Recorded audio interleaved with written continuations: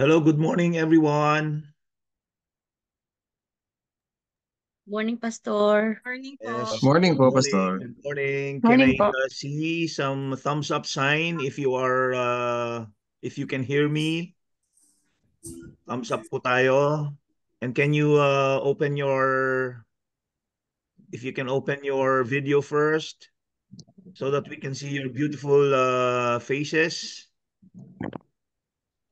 Sige po, pakibukas muna. Yan, there you go. Let me scan. Wow, wow, wow, wow. Good morning po sa ating lahat. Isang Po, pinagpalang Pastor. araw. Wonderful, wonderful. We're almost 30. We'll give 2 more minutes for the others to join us. Parang walang music kanina yung yung if you're asking. Parang walang audio. But can you hear me Wala now? po talaga audio. Oh, walang audio po yung kanina. All right. And clear, Pastor. Okay. All right. Very good. I hope you are well. And your signal is clear as we begin this orientation, MAP orientation. Sige po, bigyan lang natin ng isa pang minuto para lang sa grace period. Right? We Christians operate and believe in the grace of God, di ba?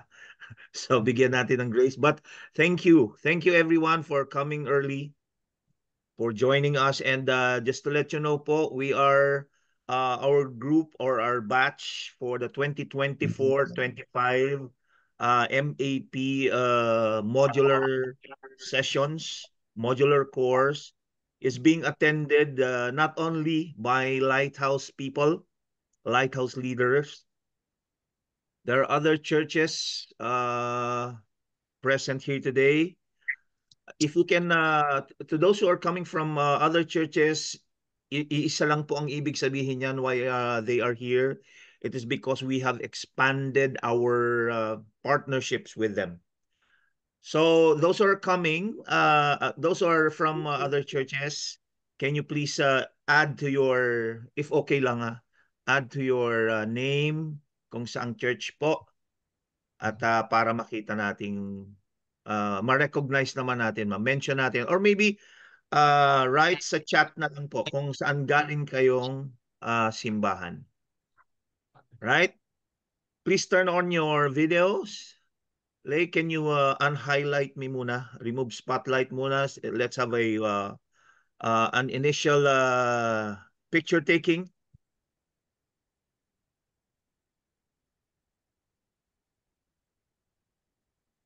Yung taga Lighthouse po, hindi na kailangang ilagay yung kanilang ano. But it's okay if you have already done. But to those who are coming from other churches, para ma-recognize po natin ang inyong simbahan, ilagay nyo lamang po.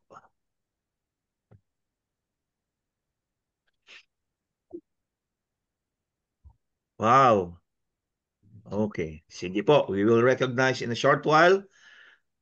It's MAP time. Let's come together in prayer. Lapit po tayo sa ating Panginoon and ask for blessings. Our Heavenly Father, we come before you with thanksgiving, recognizing, Lord, that you are our God, our King, our Savior, our Father in heaven, who is holy. We thank you that we can have this opportunity to learn from your words. And so today, Lord, and the coming MAP schedules, we just ask for your mighty anointing. Allow us to receive your wisdom, Lord, as we partake in the receiving of your precepts, O God.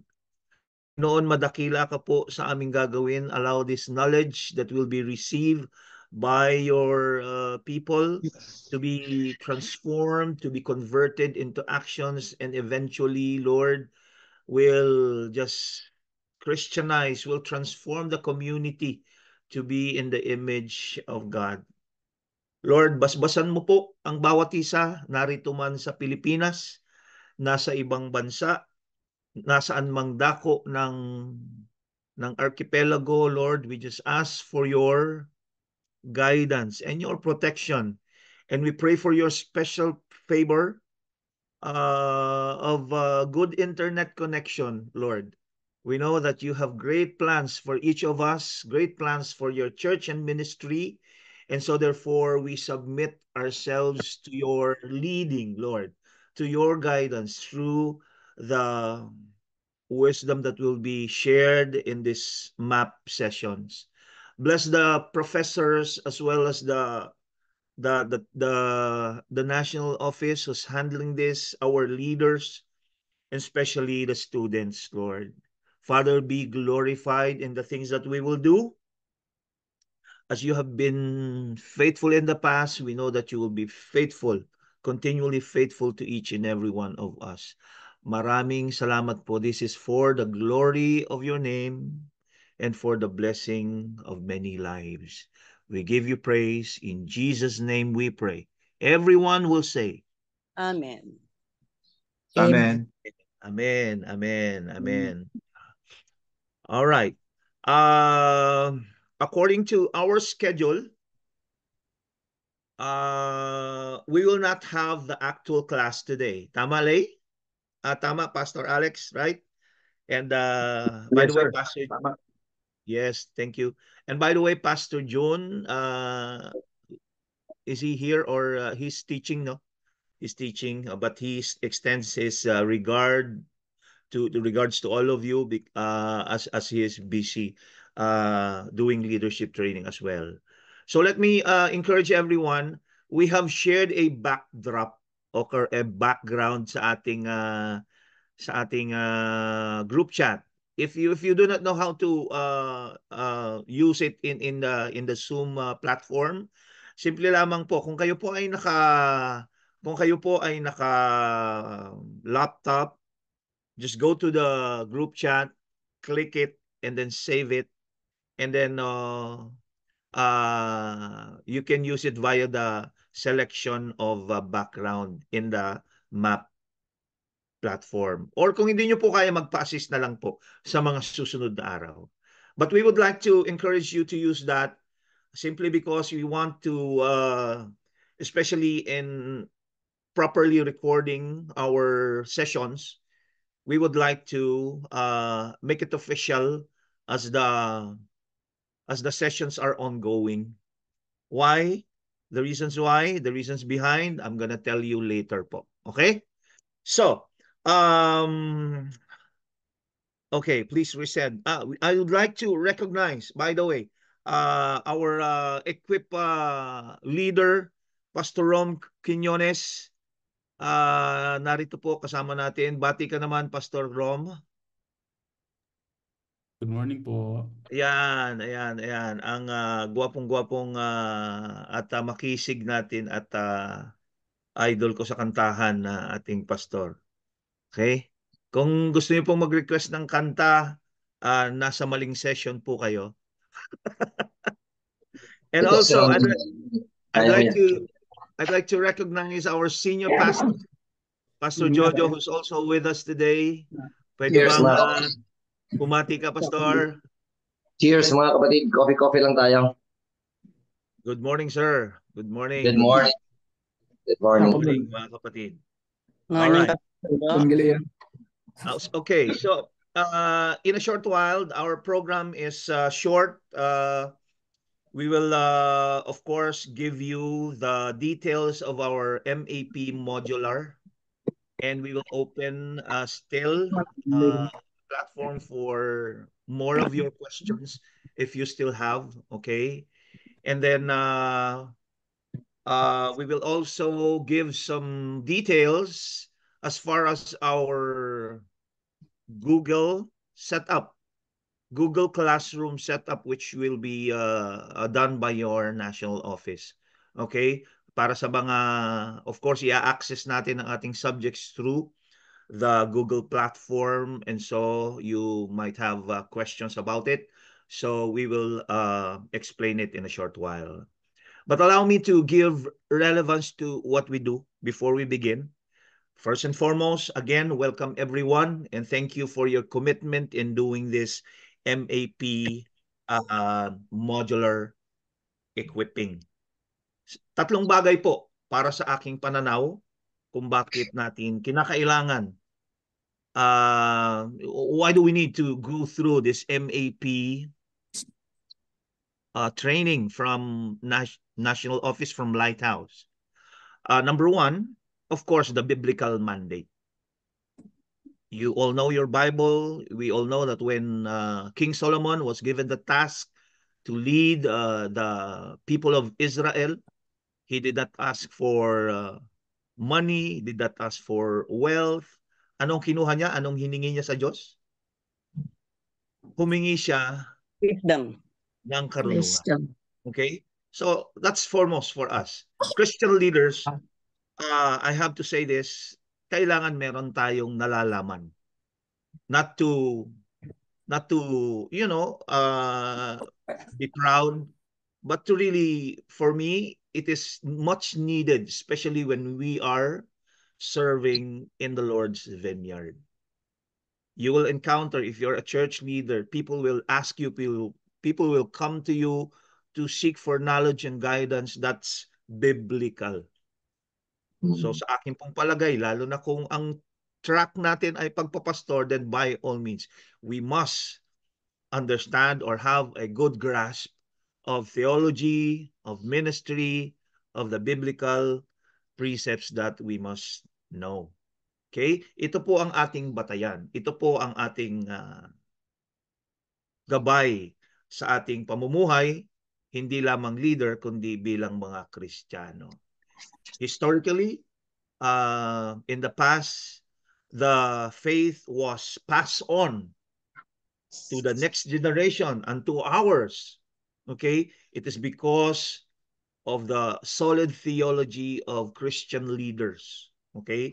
Makikita nyo pa rin ang mga challenges na meron tayo in the present, but because of our healthy understanding of the Word of God, then we are in existence today. We owe it to the new generation. We owe it to ourselves to really equip ourselves. That's number one, the biblical mandate. Number two is the practical mandate. You know the situation nowadays, right?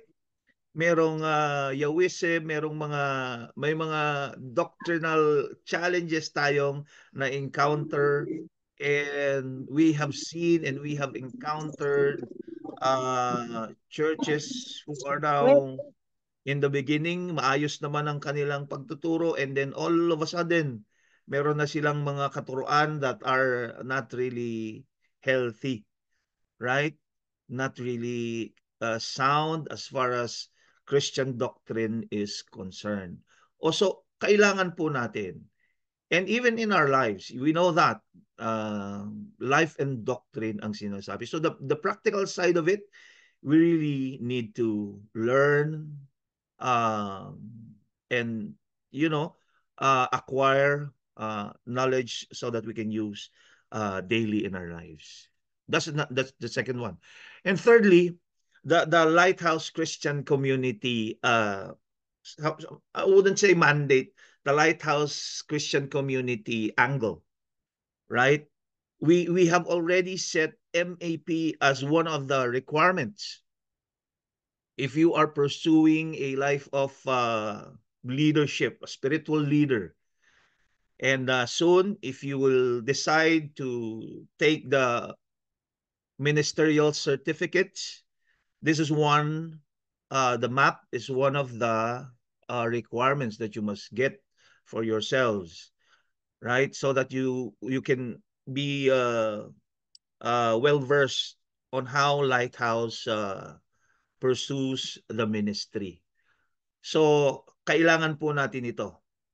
And more than that, the MAP modular is now being set as a standard in the soon ladderized course or rather ladderized courses.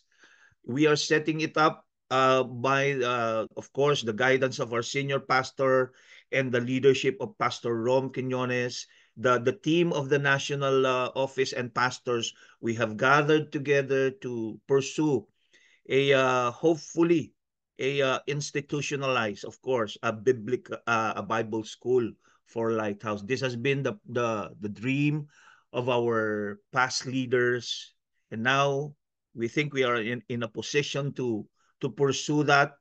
We have already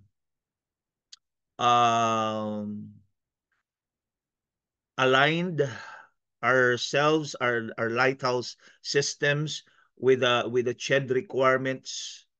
And so hopefully, if we are done with the MAP, you can apply for, since it is recognized as a ladderized course, you can pursue it via the Bible School with 3 other courses: the Bachelor of Christian Leadership, Bachelor of Biblical Studies, and the Pastoral Ministry.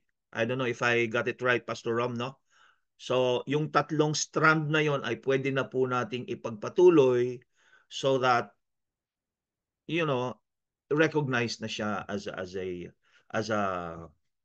as a study. Okay? So, yung tatlong bagay na yon ay ating ninanais na ma-achieve, and that is the reason why we're doing this MAP. I hope maging malinaw po sa atin at ma-inspire po tayo.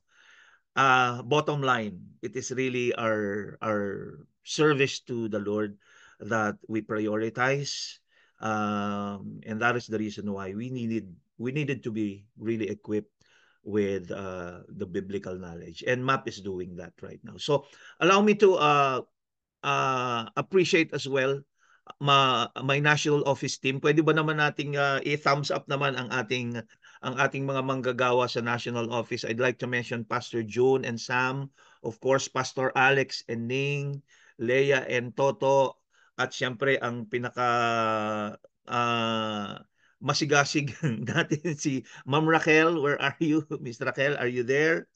Okay, kukuhanin po niya ang ating attendance, siya ang kukuha ng ating mga smaller details, but I'd like to recognize the work that they do. All right, and of course, yung ating pagsusumikap. Okay, that's about it. Allow me to go on. Let me open now the platform for the details of the MAP. Can you flash on the screen, Leia, according to our program? So simple lamang po ang programa natin ngayon. Uulitin ko, welcoming all of you. We will have the orientation and we will hear from Pastor Jojo some words of encouragement as well. Okay? If you have your questions, of course, i-type nyo lamang, but allow us to explain the details now. Sige, Lay, pakiclick lang po. All right. Sa plagiarism, I'd like to call Pastor Alex to explain very quickly kung ano po ba ang mga guidelines natin. We have experience in the past na may mangilan-ngilan at na-address naman natin, okay, na-address naman natin na hindi pa well-versed about plagiarism. And so we want to put this into highlight. Why? Because as I've said, we are maintaining a standard already. Okay? At least the CHED standard, we are already maintaining that. So Pastor Alex, take it away, sir. Yes, sir. Good morning, everyone. Magandang umaga po sa inyo lahat. Ang akin pong i-share sa inyo ay simpleng-simple at maiksi lang. In the past, tayo po ay nagkaroon ng mga maliliit na struggle with coding, using yung mga atin pong mga ipinapasa in the form of our papers. For example, yung atin pong mga term papers and reflection papers. So magkakaroon lang po tayo ng simpleng guidelines para po klaro po sa ating pagsisimula ng ating pag-aaral sa yung mga dapat po nating sundan ng mga simpleng pamamaraan kung paano natin ginagamit ang mga kaisipan natin pong kinukuha at ini-include sa atin pong mga papers. So I'll just read it to you mga kapatid, simple, most likely mga less than 10 minutes lang po ito. Babasahin ko po sapagkat ito po ay self-explanatory na. So Lay, una-una, obvious po na ang atin pong mga instructors ay nag-design o teachers nag-design ng writing assignments to help students learn na ang plagiarism contradicts that goal. So importante po that yung principle of learning, because academic assignments are in essence a series of intellectual challenges that if completed successfully will help you understand the course material more fully. So dapat po nating maintindihan yan. Thus, if a student submits a piece in which all or part of the intellectual work he or she were meant to do was actually completed by someone else, so you defeat the purpose of the assignment, and in the process, you undermine your education. So importante po yung learning. Pangalawa po, attribution of credit. Importante po yon. Okay. As both students and scholars, much of the work we do only exists in our writing. Nababasa po ng iba, binabasa rin natin yung sa iba. And when someone else takes that work without acknowledging it, it effectively erases our effort and accomplishments. So hindi po maganda yon. Maganda pong ina-attribute natin yon. Simply put, if another author produces something significant enough that you want to use it in your own writing, then you owe it to that person to recognize their work and its contribution to your work. Importante yan. So dapat po natin ipaalala na mag-attribute tayo sa ating pong mga kinukot o kinagamit. Isa pang bagay pa po, maintaining scholarly discourse or communicating through writing. Ang parte po na ito ay napakahalaga. Una, Lay, paki-click. The purpose of scholarly writing in general is to share information and knowledge through writing and allow individual researchers to learn from others or from other writings and somehow build on the ideas that are already available through what has been written. Yung isinulat ng iba, available na po yung binabasa natin at inilalagay natin sa atin pong mga papers. Maganda po na ma-maintain po yung aspeto na yun. Isa pang bagay. In other words, the goal of gaining knowledge or learning from other scholars is to maintain an accurate record of how ideas have appeared, developed, and influenced each other over time.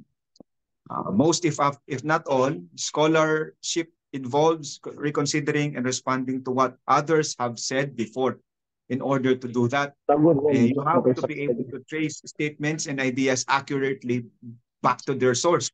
So importante po na nire-recognize natin yon. Para nang sa ganon, yung komunikasyon na nangyayari sa pamamagitan ng pagbabasa at pag-aaral ay klarong napapahalagahan. Isang bagay pa po. Lay, paki-click. So thus, plagiarism, by definition, prevents readers from tracing ideas back to their true source, which makes the scholarly process more difficult. Thus, from this point of view, plagiarism actively hinders the advancement of communicating knowledge through scholarship writing. So napakahalaga po nito. Ito po yung mga paalala sa atin. Ano po? Lalo na po sa mga kayo po ay re-require ng maraming malamang pagsusulat ng ating po mga instructors and teachers sa ating po mga tatanggapin ng mga subjects. Pang-apat po, academic integrity or writing integrity. The term academic or writing integrity refers to the practice of representing yourself in your academic work truthfully throughout your education. So kung ano yung sa'yo at kung ano yung sa iba, ay klarong nailalahad doon sa pamamagitan ng yung pagsusulat. Kaya nga po importanteng nagko-quote ng tama. Okay. Isa pang bagay, paki-click. The grades and course credits you receive are only meaningful if they accurately reflect your work and learning. Eh pag po tayo i-quote lang ng quote at hindi na po atin yung sinasabi natin tapos hindi naman natin nire-recognize at ina-acknowledge na yun ay galing sa iba o di kay kinu-quote natin, and nadidefeat po yung konsepto ng ating totoong pag-aaral. And thus, all students are expected to maintain academic writing or slash writing integrity and not to seek grades or credit that they do not earn through regular work of that course. So, importante po yun. Panghuli, panglima po. Hindi pa. Therefore, plagiarism is a violation of academic integrity because when you represent or when you present someone else's work as your own, you essentially claim to have worked and learned in a way that you have not done. So, hindi maganda yun. Tayo po yung mga Kristiyano, mga kapatid. Panglima at huli,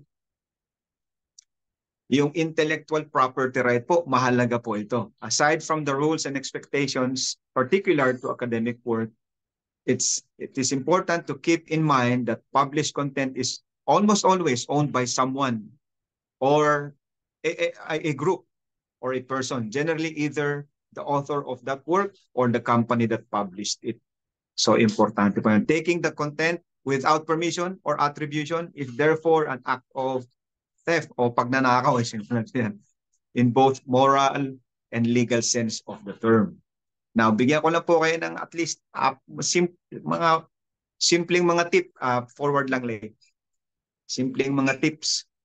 What to remember when using or quoting ideas. To avoid plagiarism trap. Ito po yung apat na bagay lang.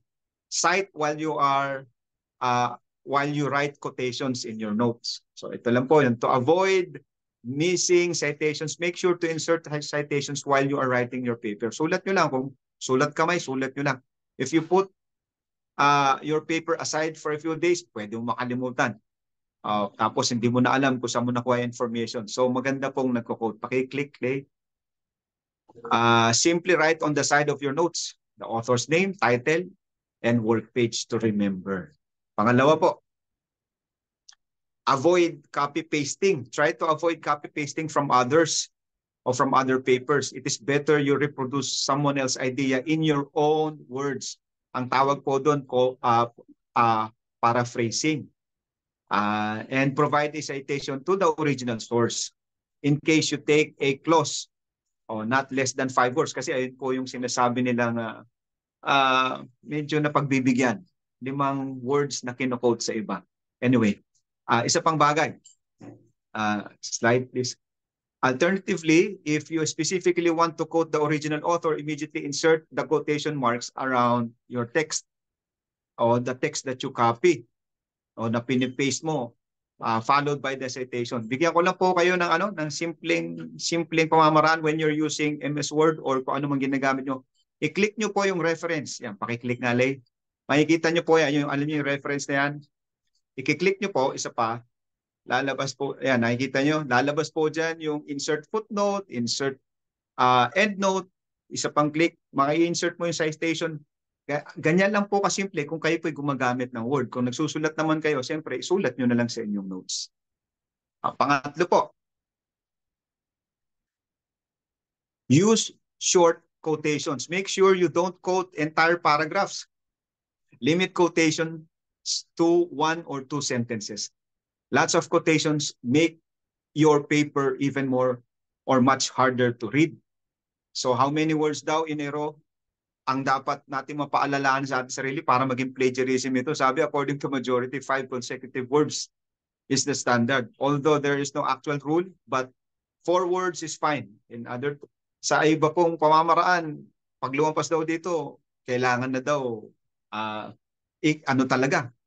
i-recognize yung kinuwanan ng thought. Pero again, mas maganda pong tayo po ang maglagay ng ating kaisipan. At huling-huli, ito na po ang huli. When researching, always look for the main thought or principle. Because you cannot plagiarize yung thought at yung principle, hindi po yun na-plagiarize. If you study well or read thoroughly to grasp the main idea of any writing, you will never run out of words to write on your reflection paper or term paper. Alam niyo po, pagka naiintindihan niyo yung inyong pinag-aaralan, actually, hindi niyo na kailangan mag-quote na mag-quote. Few quotations here and there, okay na po. Pero yung laman ay mismong nanggagaling sa inyo.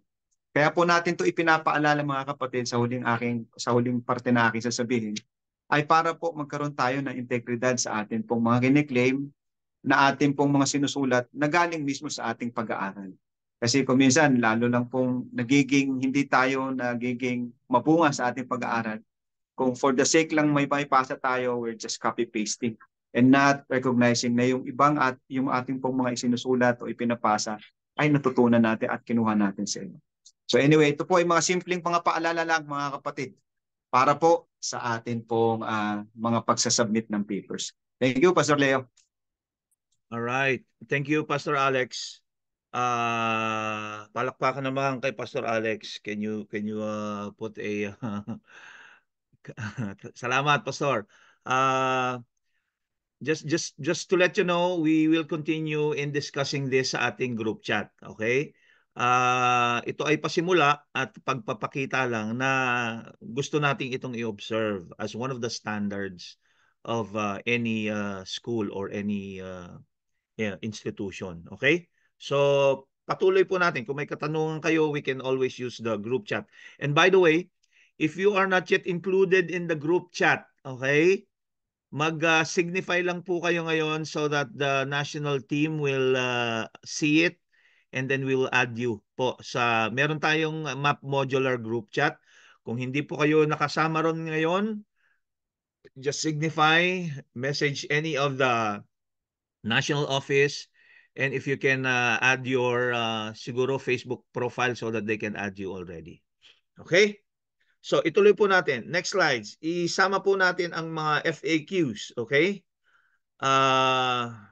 Sabi rito, can I still enroll even if I wasn't able to finish previously? Of course, we have past students present in this platform magmula ng batch 1, batch 2, and even yung summer sessions natin in MAP. So, in fact, we encourage you to enroll, okay? And since you are here, nag-enroll na kayo. Okay? Go na tayo dyan. If there's a fee for each module, alam nyo na po yan, that's 300 pesos for each module. Ito po ang ating pang-maintain.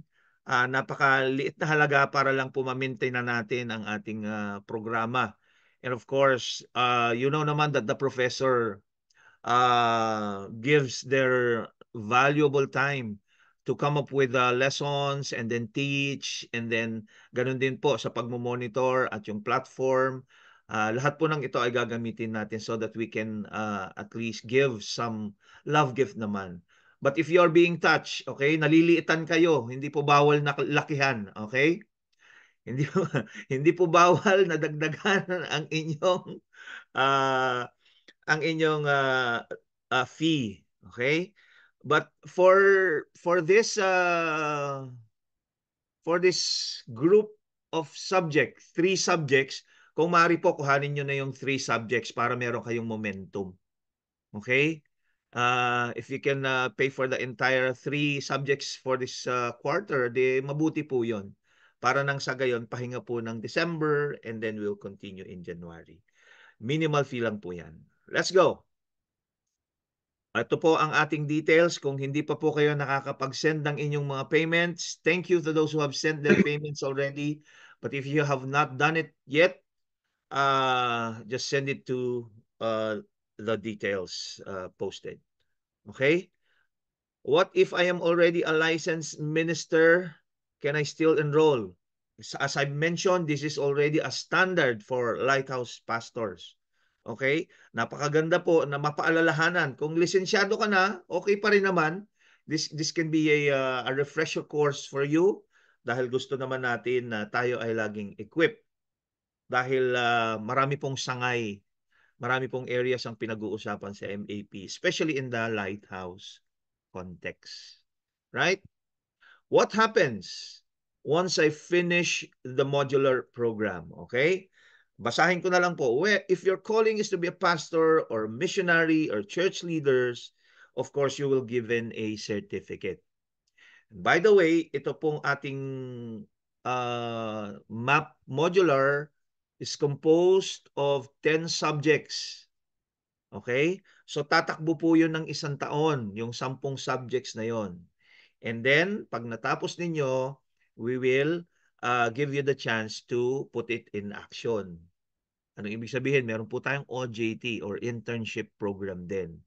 It's a 6 months program na monitored, may checklist, kailangan ng participation ng pastor na kinabibilangan ninyo, okay? So that mag-guide kayo ng mabuti. And then right after that, you will send the OJT requirement, and then you will be now considered for graduation. Yay! Happy graduation! Nilook forward natin po yan. Amen?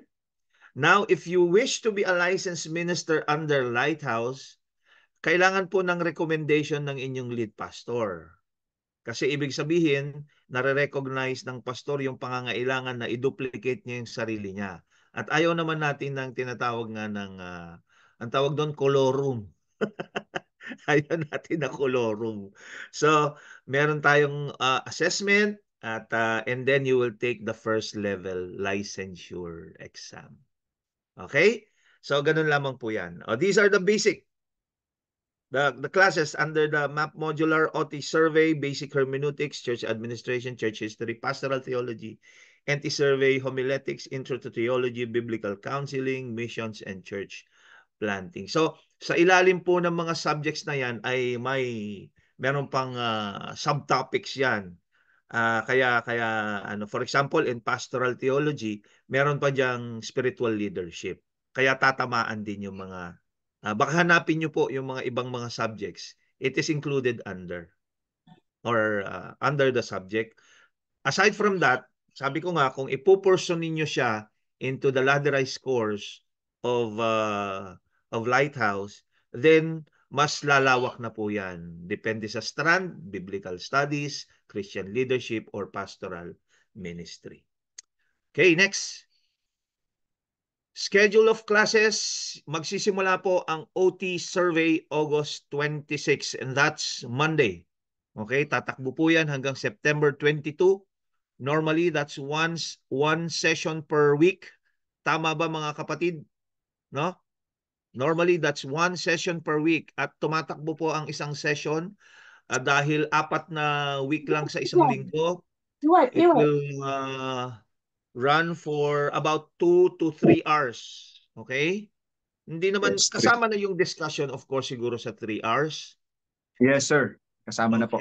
Okay. So for example, ma-miss ninyo yung schedule, recordings will always be available for you to watch on your own convenient time, but make sure ang assignments will be submitted on the same week before the next session starts.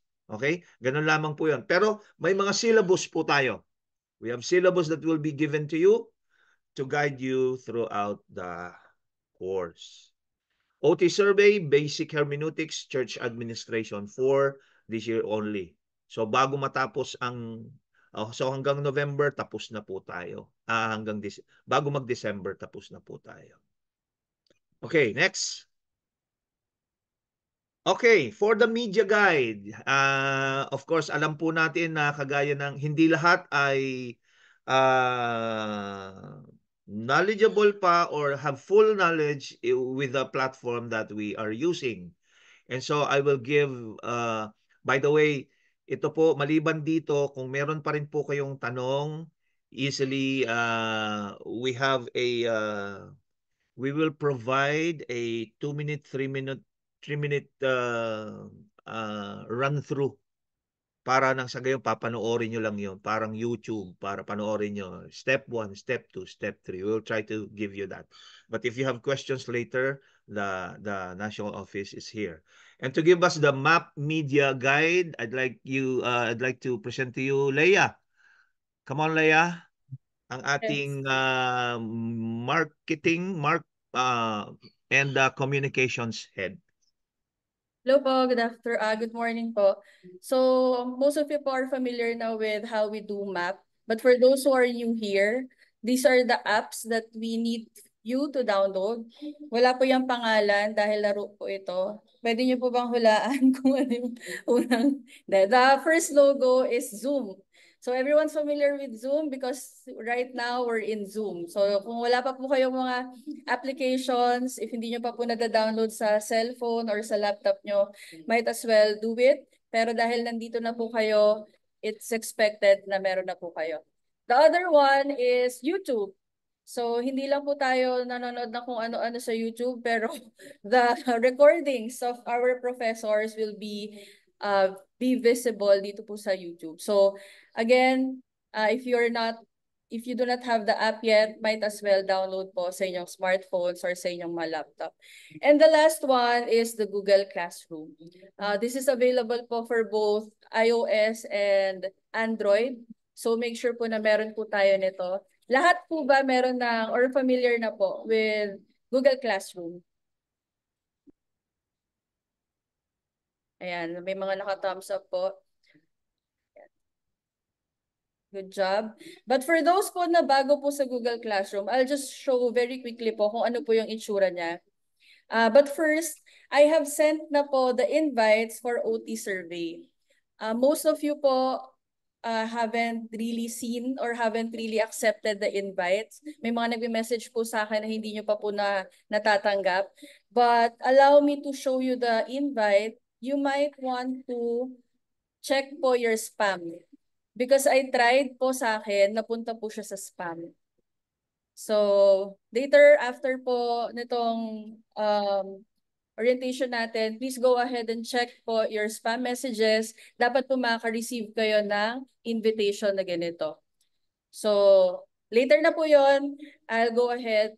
And then, pag na-receive nyo po to, please click the join class. Once you click that, ayan, you will be, ito po yung makikita nyo na prompt. And then just click on join. After that, you will see your classroom na meron na pong added na subject. So ito po dapat yung itsura ng OT survey classroom nyo later. Uploaded na po dito yung, what do you call this? The curriculum by Pastor Toto Grama. So you can see it here. Tapos, we have 3 tabs po. We have the stream, classwork, and people. I'll just show you po very quickly. Ano po yung nasa classwork? Wala pa po. Dahil wala pa pong nilalagay si Pastor Toto. Probably tomorrow or on Monday, you'll see na may nakalagay na po dyan. And then the people, ito po yung mga classmates nyo. I think we have 70 plus enrollees right now. So 16 pa lang po yung nakakapag-accept. So again, if hindi nyo pa po na-access yung invitation, please click your spam. Baka po napunta sa doon. But if hindi naman po, there's also another way. Punta po kayo sa home ng Google Classroom nyo and then click nyo po the arrow sa right, top right corner. And then you will see the icon na ito po, join class. So if you click the join class, pwede po kayong mag-insert ng class code. So this one po, I want you to take note. I will also send this later to our messenger. The class code for OT survey is this one, ZWQY45M. So again, pag hindi po kayo naka-receive ng invitation, you can access the OT survey classroom through the class code, which is here. Kaka-copy-paste ko po yan later, so make sure po na mapuntahan nyo po. Or take a picture. You can take a picture of it. Please take a screenshot now kung wala pa po kayo sa classroom and you haven't received the invitation yet. Okay? So once you enter that, ang makikita nyo na po sa screen nyo is ganito. So that's it for the Google Classroom and the media guide. Again, sabi po ni Pastor Leo, I'll send a recording po how you do things. Kung na-miss out nyo po ito or hindi nyo po masundan dahil mabilis po, I'll send out a video or a step-by-step guide so you can easily access po yung Google Classroom natin. Alright, thank you. Can we appreciate Leia? Appreciate naman po natin. Salamat Leia for that the details, giving us the details. Okay.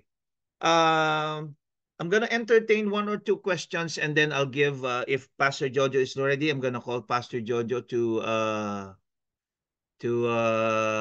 give us his peace. Meron po ba kayo so far? Any question? Okay, you have questions mga kapatid? That's Pastor Leo? relevant. Yes po, Miss Tita Eva. Yung pong 10 subjects, kasi hindi po namin alam kung nakailan na kami ni Mama Lu. Can you Yes. give us the 10 subjects, please? Ano po yan, Tita? We have said in the group chat na individually meron po tayong assessment. Para mas official, okay? Raquel is the one doing that and Pastor Alex, okay? Para po ma-confirm nila kung ano na yung mga nakuha po ninyo.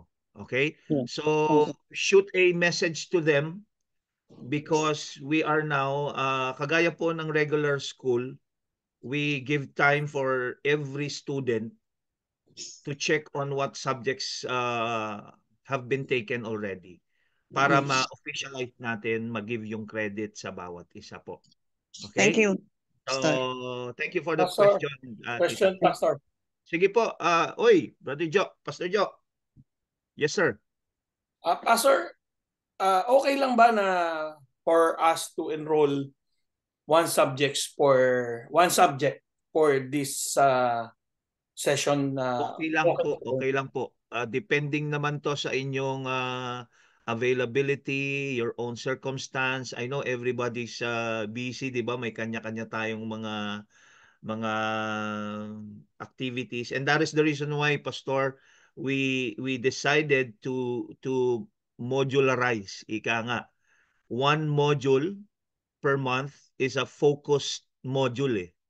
So isang subject lang sa isang buwan, and after a month you have already that sense of accomplishment already. So hindi ka malilito dahil sa buwan ng Agosto bago mag-Setyembre or sa buwan ng Setyembre, isang subject lang ang iyong pinagtutuunan ng pansin. Now, kung kaya naman, ma-assess ninyo ang inyong sitwasyon sa mga susunod na buwan, you can always add more. Tapos, hanggang sa matapos po natin yung 10 months, kasi tuloy-tuloy naman po ang offerings nito. Okay? Thank you po. So, thank you, Pastor Joe. By the way, Pastor Jojo is in Australia now, ha? So, nakakatuwa pong ang ating programa ay with sis Len. They're there pastoring a church. Okay? All right. Ano pa po? Meron pa po bang tanong? Going once? Going twice? Okay, sige po. Kung kayo po ay may katanungan, ituloy po natin ang pag-clarify in our MAP modular group chat. But right now, let us welcome our senior pastor for his piece. Welcome, Pastor Joe. Thank you, Pastor Leo. Narinig niyo ako? Okay? Yes, Okay, sir. Kabsat? Alright. Ini-scan ko lang ang mga scholars. Okay nga aga sa mga taga-Katarman. Pastor Chris, good to see you. Rysel, Sister Jerlyn, and of course our pastor from Australia. And lahat ng mga nag-aspire to be better equipped.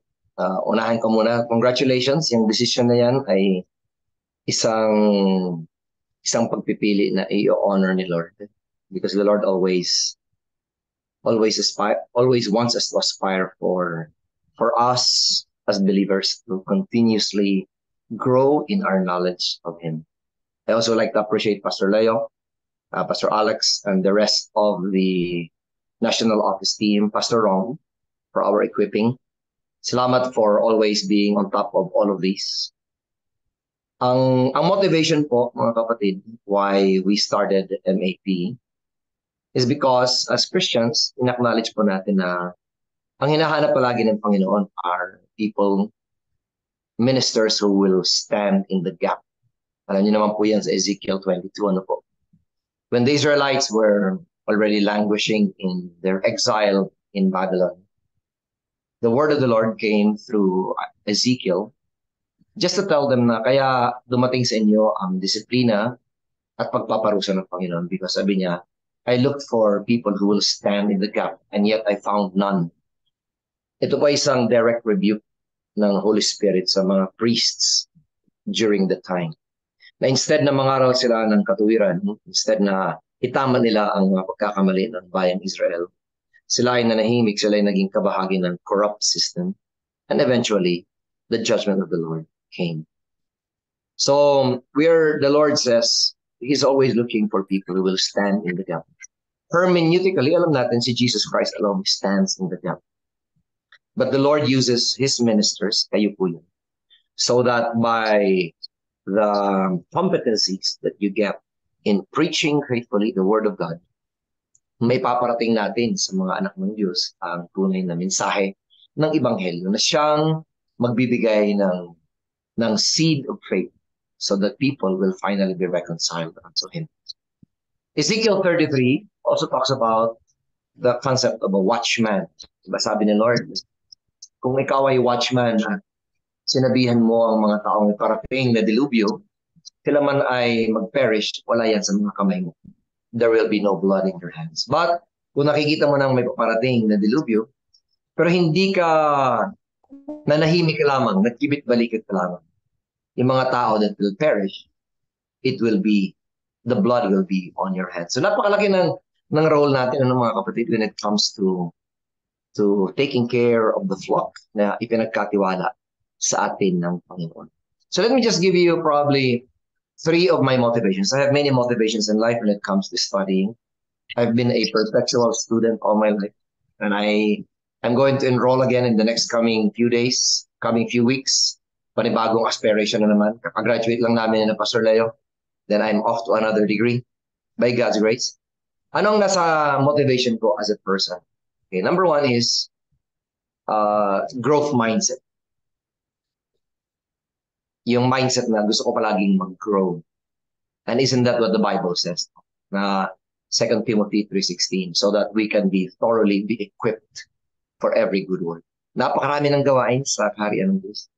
Napakaraming gawain sa simbahan. So our lifetime will not be enough to be thoroughly equipped. Pero ang bawat module, ang bawat lesson, ang bawat paper na sinusulat, ang bawat librong binabasa, ang bawat discussion na inyong pagdadaanan, ginagamit po yan ng Panginoon so that you and I will be thoroughly equipped. So kailangan meron ganong klaseng mindset. Papangunahan ko na po kayo, sa pag-aaral, it's not a walk in the park. Kasi sabi nga ni Pastor Alex kanina, hindi naman marami, pero may ilan kaming na huli na medyo copy-paste lang pagdating sa mga papers. Pupunta sa internet, copy-paste, sasubmit ng term paper. Kasi nga, minsan, it will really take time. It will really take effort para magbasa, para magsulat, para i-compose mo yung kabuuan ng isip mo.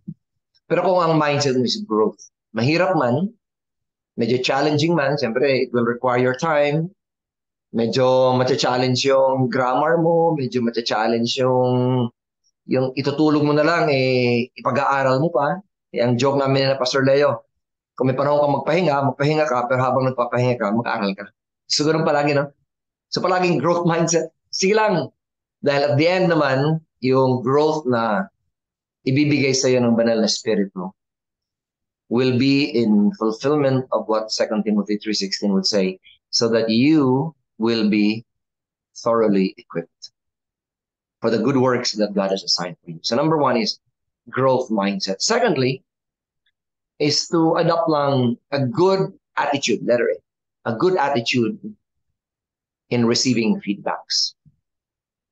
Sa pag-aaral po natin sa MAP, as in any learnings in life, your growth will come not in compliments, but in the critiques of your professors and even your peers. Critiques, hindi criticism. Critique. Pupunahin ang inyong gawa. Kasi ganoon po ang growth. Kaya dapat magandang attitude. Kung ang paper ninyo ay isinabit ninyo, pinagpuyatan nyo ng ilang gabi, isinabit ninyo, pagbalik sa inyo ng paper, ang daming markang pula, ang daming mga corrections, huwag niyo pong ipagtatampo yun. Mga pastor, dapat ang mga pastor hindi tampuhin. Okay? Ang mga pastor dapat handang tumanggap na hindi ka pa perfect. Marami ka pang pwedeng igaling. Growth mindset, kaya kailangan yung attitude mo towards feedback will be so healthy. I remember this verse from Proverbs 9 verse 8. Sabi niya, Do not rebuke a mocker, for he will hate you. But if you rebuke the wise, they will love you all the more. Ang mga taong mockers, pag kinorek mo, ay nako, talagang pe-personaling ka.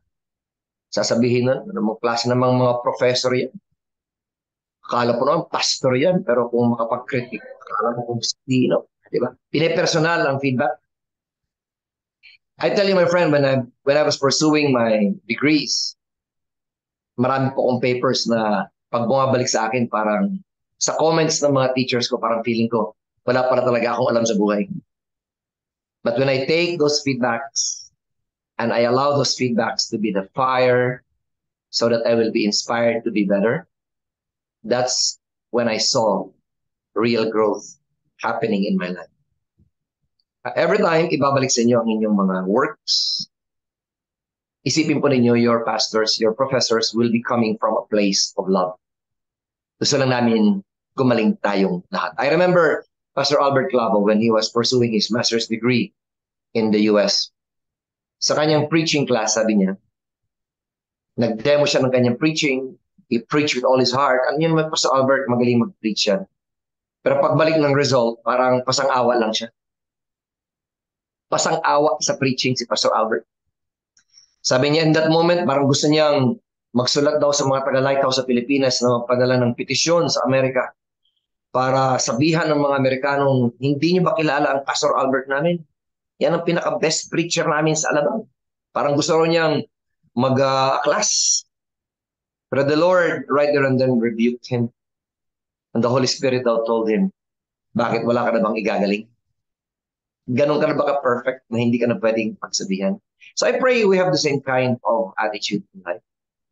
Every time feedbacks are given, pasalamatan mo yung professor who took time to read your papers. Mahirap kayong mag-grade ng papers. Mahirap kayong mag-spend kung kayo nag-spend ng 1 hour, 2 hours sa papers niyo, the pastors, the professors, 70 ang kanyang gigrade na paper. It will take us 1 whole night to finish grading your papers. So when we write something in there, it's because we want it to be better. Growth mindset, attitude for feedbacks. And lastly, siguro yung paradigm of a teacher. Paradigm of a teacher. Habang nag-aaral po kayo, huwag po kayo magkaroon ng paradigm lang ng isang estudyante. Kailangan paradigm. Kung ano man yung naririnig ko sa aking mga teachers, sa aking mga pastors, sa aking mga peers, ang thinking palagi, ituturo ko to sa iba. Magiging iba ang dynamics ng inyong pag-aaral, promise. Kasi kung estudyante lamang ang mindset, alam na natin lahat yan. Estudyante ako dito. Ipapasok ko lamang to para magkaroon ako ng license. So, ano lang to? Pasang-awa, pwede na. May masabi lang, mema lang. Okay na, ipasa mo na yan. Naka 3 pages ka na mga English na hindi maintindihan ng professor mo. Siguro naman, di ba? Siguro naman, impressed na. Kung estudyante ang paradigm is just to pass the exam or to pass the course. But if you have the paradigm of a teacher, mas magiging malalim ang appreciation mo sa bawat subject because you know kung ano man ang tinatanggap mo dito, in the long term, in the long haul, ituturo mo to, ipapasa mo to. 2 Timothy 2:2. Whatever you hear from me, you pass it on to others who will be faithful in passing it on to others as well. Stand in the gap, ladies and gentlemen. Growth mindset, letter G. Attitude toward feedback. Paradigm of a teacher.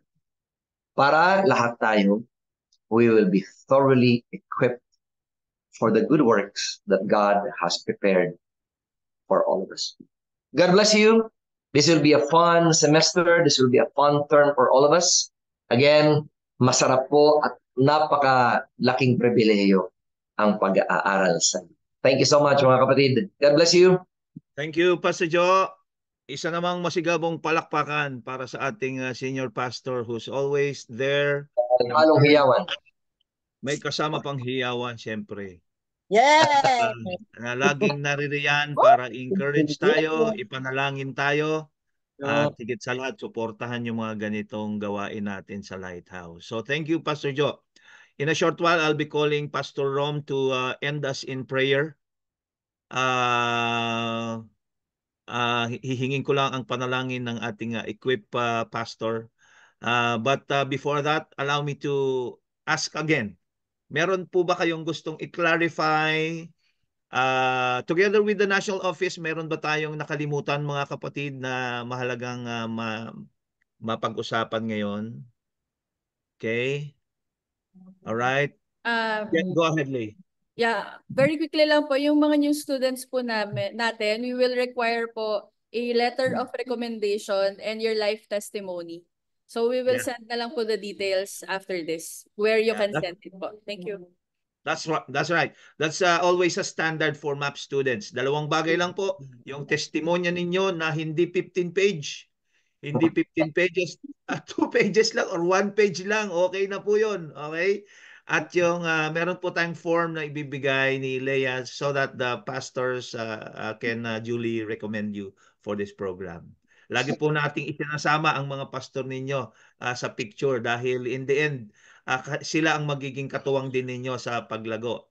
Ang ginagawa natin dito sa MAP ay nakikipagtulungan para nang sa gayon all together we can learn in the ministry, in the kingdom of God. So, maraming salamat po mula po sa, ayan, merong tanong po ba? Teka lang, merong nagtanong eh. Anong sabi rito? Pwede ka ba bumagsak sa MAP? May passing and fail grade ba? Yeah? Gandang tanong, gandang tanong. In fact, we do have grades, Jed. Oo.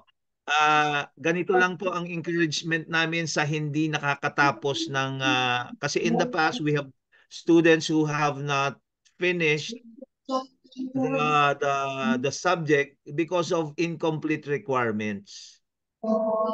Okay? So hindi po sila nakapag-submit ng yung required paper ni pastor or ni teacher, and that is the reason why hindi sila included. But simple lang naman po dahil continued offering naman po itong mga subjects na to. They can all again retake na lang po dahil pa isa-isang buwan lang naman ito. Mas madali po nitong makuha. But you know, maganda siguro ma-encourage tayo at wag tingnan yung pagbagsak dahil hindi naman po ganoon kahirap ang ating mga pinag-aaralan. In fact, mag-add value po ito sa atin. So, but anyways, thank you for the question. Pastor, question po. Pwede pa po? Opo, sis Tita Malu. Yes po.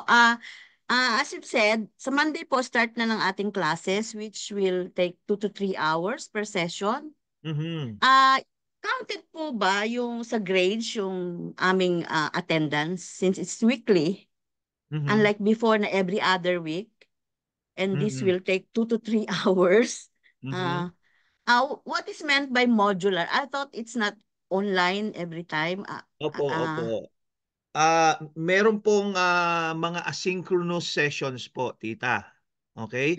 So just in case hindi po kayo maka-attend sa actual scheduled session, Yes po. ipopost po ang recording and then watch it according sa inyong oras. So hindi po kayo, ano naman po yun, we appreciate you being there, pero just in case na hindi po kayo, it will not directly affect naman po yung inyong grade. Ang importante po yung requirements, nakakapag-submit pa rin po kayo, and that is the reason why ganun ang ating setup ngayon. But definitely we have thought about that, kaya nga po naging ganito ang platform natin kasi in the past medyo hirap ang mga kapatid because they have work, because they have and apektado po ang kanilang pag-join. So, ginawa na po natin ang paraan yun, tita. But if you are asking, maapektuhan ba? Hindi naman po ganun. Hindi naman po directly. But maganda rin kung halimbawa may chance naman kayo kasi ang professors natin, minsan naman magsiset yun ng synchronous. Why? Because he or she would like to see your progress. At kung nauunawaan nyo ba, yung mga itinuturo naman niya sa inyo. And so there would be an interaction of sort. Right? Para po maintindihan natin. So sabay lang po kayo sa ating programa at since ito po ay sinisimulan pa rin lang naman namin, we would really we are asking for your suporta lang din, sabayan nyo lang po, makikita natin ang progress natin dito. Thank you, Thank you so Tita much, Malu. Pastor. Thank Salamat you po, po. salamat. Okay, with that, it's already 11:08 on my watch. Maraming salamat sa inyong lahat. Pagkatapos po ng panalangin ni Pastor Rom, I will be requesting everyone to turn on their video. We will take one final picture para sa ating ano. But Pastor Rom, maraming salamat sa pag-join. Panalangin please, sir. Thank you. Thank you, Pastor Leo. Let's pray. Our Father in heaven, we thank you, Lord, for such vigor and such zeal that you have given to your children. Salamat po, Panginoon, that hindi po madali ang mag-aral at hindi po, Panginoon, shortcut ang lahat ng bagay if we want to have that growth mindset, Lord, the attitude and the shift in terms of our paradigms. Ito po, Panginoon, ang pagkakataon upang kami, O Diyos, ay mag-submit, O Diyos, sa inyong calling. I pray, Father, that you would just ignite our hearts, our minds, our souls, that we will have the inspiration, encouragement, and the fire and the passion to know you more. And the best way, Lord, to be able to know you more is to submit ourselves to formal and informal education. Salamat po, Panginoon, that you have called us to excellence, you've called us to effectiveness, and you've called us to efficiency. And by so doing, our ways of understanding the ministry, our ways of understanding how the work in your ubasan, Panginoon, does. There are plenty of things that we will learn through your people that you would lead in each of the subjects that would be offered. Salamat po, Panginoon, that this is not an easy task. It requires our time, our patience, our determination. Tulungan niyo kami, Panginoon, because without you, we are nothing. Salamat sa kalakasan. Salamat po, Panginoon, sa financial blessing. Salamat, O Diyos, na ang bawat isa sa amin ay magtutulong-tulungan at ang lahat na nag-enroll ngayon, O Diyos, lahat kami, Panginoon, ay papasa at matatapos namin. So, Father God, we thank you for the leadership of National Office, Pastor Leo and the rest of them, Pastor June, Pastor Leia, Pastor Alex, and of course, our senior pastor, Lord, who's always been supporting all the initiatives of the church. Purihin ka, Panginoon, sa aming mga buhay, sa pangalan ni Jesus. Amen. Amen. Amen. Amen. Amen. Amen. Amen. Right, thanks everyone. Paki-on po ang inyong camera at tayo po ay kukuha ng picture. Again, if you still have questions, do not worry. Ito po ay patuloy nating gagawin sa ating group chat. But let me already... Lay, are you getting the picture na? Okay. Sige po, ipagpatuloy lang ang pagngiti. Yan, dahil ilang pahina po ito. Marami po tayong mga enrollees na nag-request for the recording. So, ipopost natin po ang recording nito sa ating 1, 2, group. 3, last smile. Okay po, thank you. Alright, Thank maraming you. salamat mga kapatid. I'd like to recognize mga kapatid. Crossworld ni Church, ni Ran and Darlene. Of course.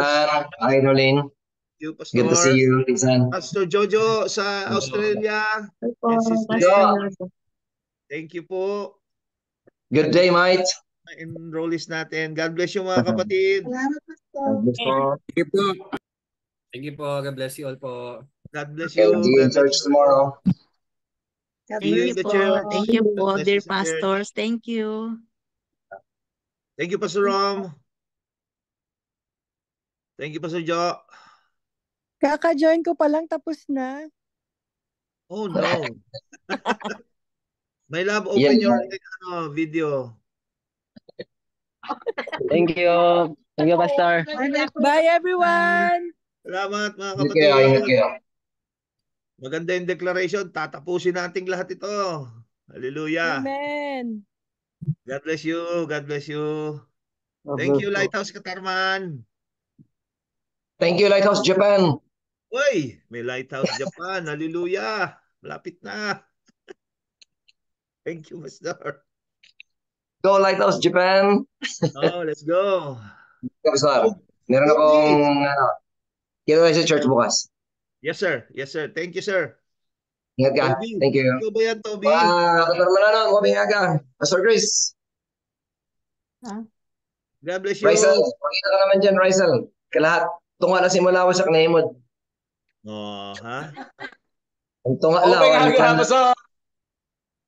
Pastor Lawrence. Hallelujah. Dami estudyante ng Katarman, oh. Woo! Ano naman, oh, meron pa silang cold water, tsaka may ano pa, popcorn pa. Hallelujah. Lalawak talaga ang gawain ng Lord yan. Praise the Lord. Alright, see you. See you. Nandiyan God ba yung bless you, mga nag-G12? kapatid.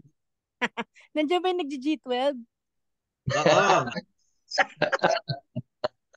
Hallelujah. Nandiyan si Ate Okay. Mercy, di ba? Naka-enroll si Ate Mercy. Si Pastora Mercy. Oh, yeah.